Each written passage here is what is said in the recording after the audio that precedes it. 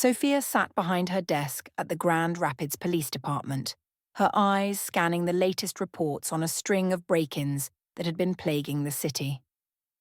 Her office, a blend of the old and new, was filled with reminders of her past accomplishments, awards and commendations, framed photos of her with the squad, and a fresh, gleaming badge marking her new role as police captain. The atmosphere buzzed with the sounds of ringing phones, muffled conversations, and the occasional shout from down the hall. Yet Sofia's mind was elsewhere, lost in the shadows of a different world. No matter how hard she tried, Sofia couldn't shake the feeling that something was terribly wrong. It had been weeks since she'd left the agency, weeks since Trinity had made the ultimate sacrifice. Sofia had promised herself she would find the mole responsible for the chaos that had nearly destroyed them. She had vowed to uncover the truth, to bring justice for her fallen friend. But now, back in the familiar blue of her police uniform, she felt torn between two worlds. She owed it to Trinity to find the traitor, but how could she do that while tied to her duties as a police captain? A knock on her office door snapped her back to the present.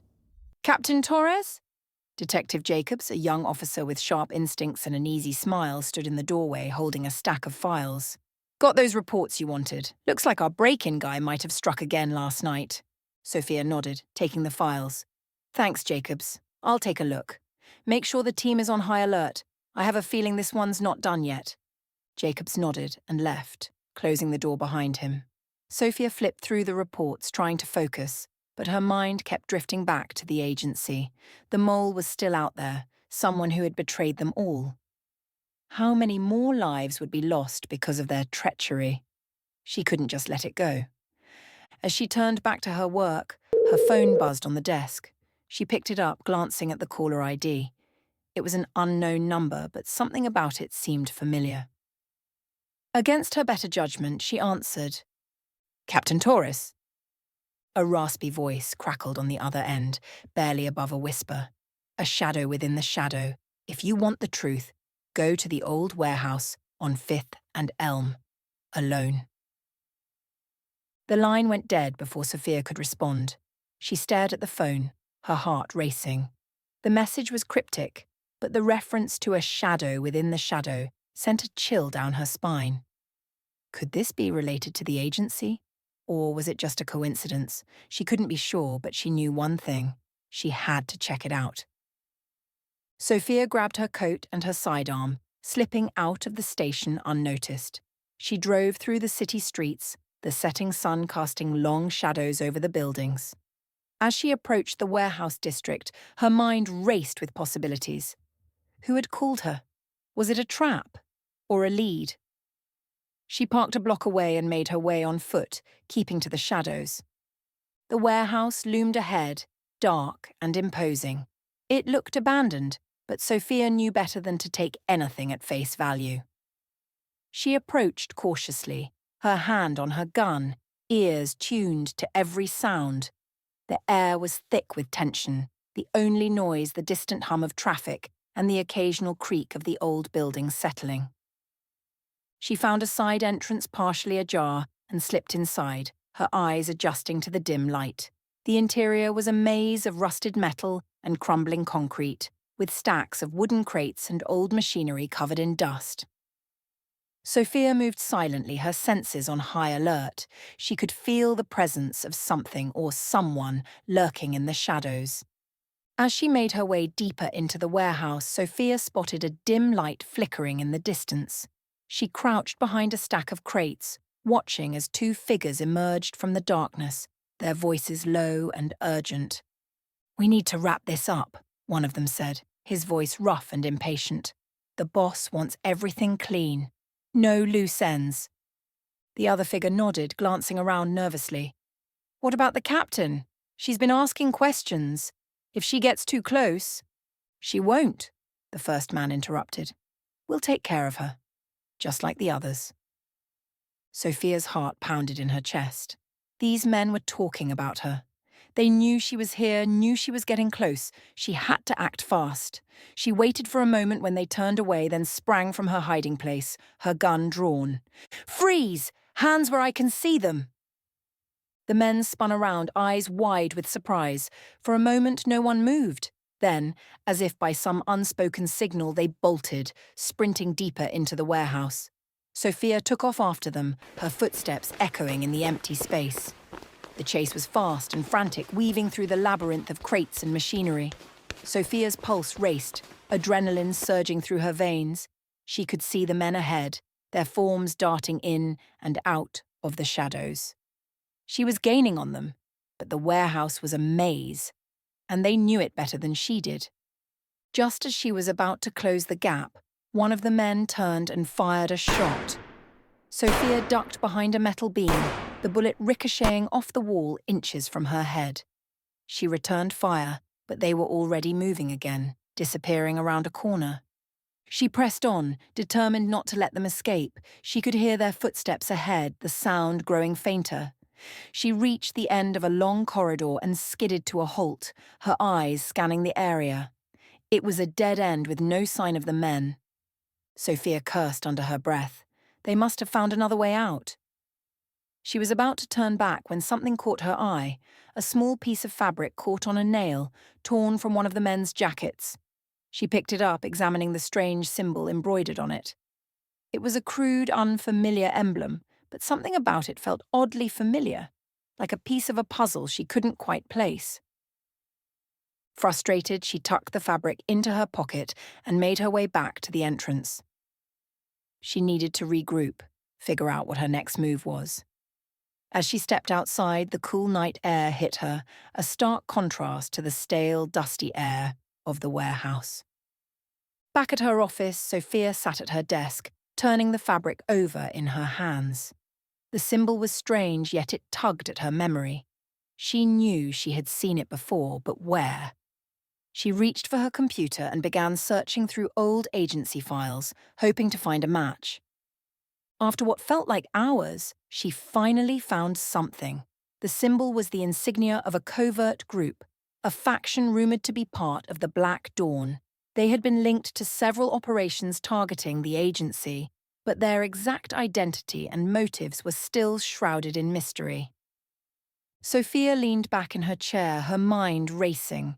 She was on to something big, but she couldn't do this alone.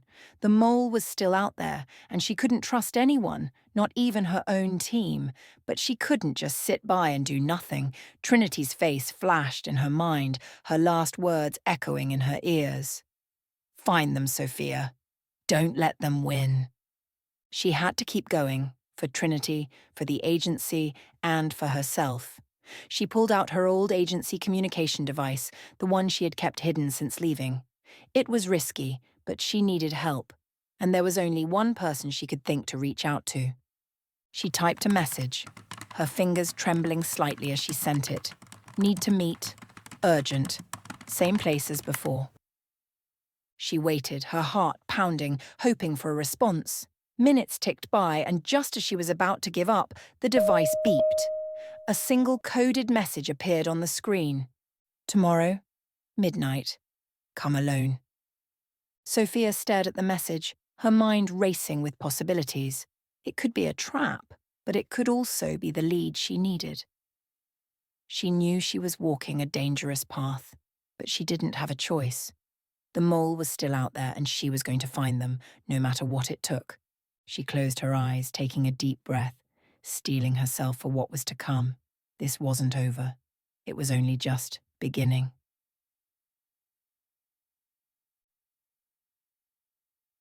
With her mind made up, Sofia prepared for the secret meeting, her resolve firm. The hunt for the mole was far from over, and she wouldn't stop until the truth was uncovered. For Trinity, for the agency, and for herself, she would see this through to the end.